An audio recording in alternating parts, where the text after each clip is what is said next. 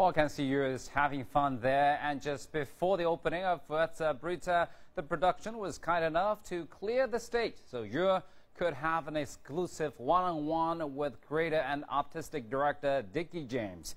Let's find out what inspired the man behind this indescribably spectacular show.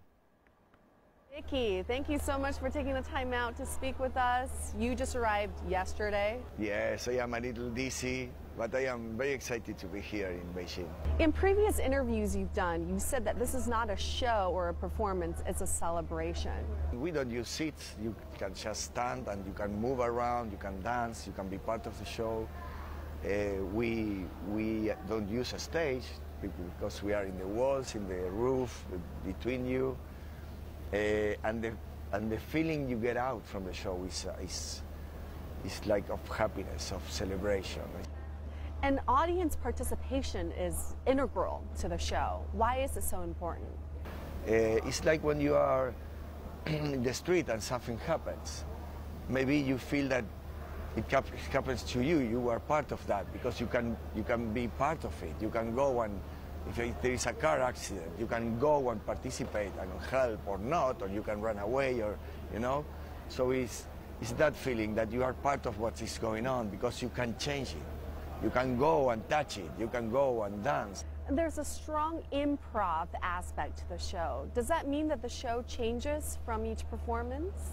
Yeah, well, it changes a lot because of the audience, because of the country we go, or the city we go. And there is a lot of things that are very precise because of a technical aspect and safety, that sometimes there is a lot of things involved in the same action, but the performers has a lot of improvisation in the middle of that game. They know when they have to do exactly the same thing every night, but then they have some parts of the show where they can play more with the people. What does Fuerza Bruta mean? Well, it means the fuerza is like power, and bruta is like it's like brute force or raw force, It's like something raw. So it's unedited before it goes through whatever filters you have. Well, when I was a kid, I used to shout Fuerza Bruta when I get out, for example, in school, when you have the break and you can go out to play. It was something that I feel like it's a liberation thing because, and I wanted to find out a word that is before language. What happens to you when you have a desire, because there is an impulse before you think about that or before you put words of what is going on with you. So I think the show is before words, it's before thinking. And the discussion after the show would be different between person to person. It's nice to listen to the conversations because also the interpretation of what they have just lived is very different between people. What I like is the energy of the people when they get out, when you see the smiles in their faces, when they want to go party. Barry pierces the human soul. Yeah, let's put it poetically. I thought it was, the theater Broadway show. People are on stage and then some people appear, but they come and talk to you, interact with you, and then boxes just start appearing, and they're like, yeah, it was just amazing. I thought it would be Cirque du Soleil on young steroids, but it was far beyond that.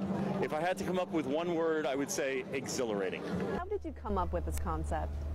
For me, I am since I was really young, I love carnival.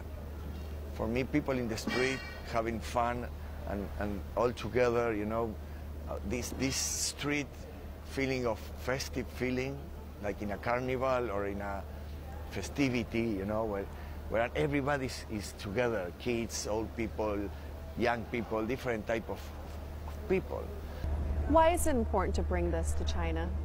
I used to buy books about the story of China with a lot of pictures, and I love the differences.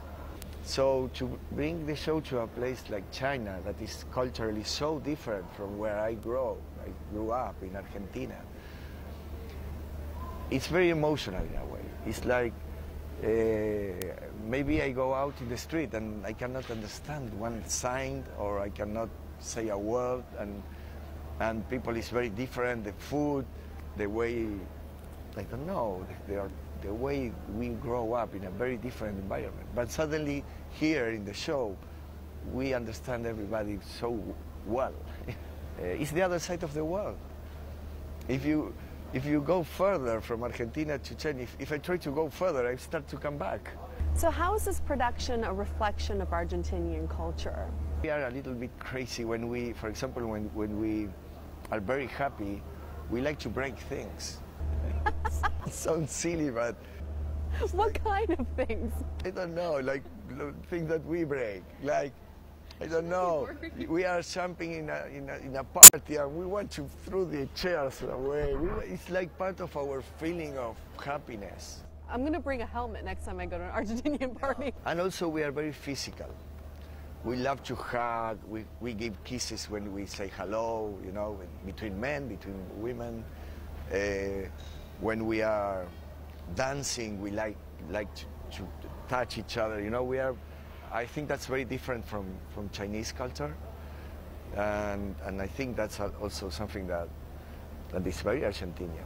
Thank you so much for your time. I know you're extremely busy and no, probably a little they all work. well. I just say, do this, do that.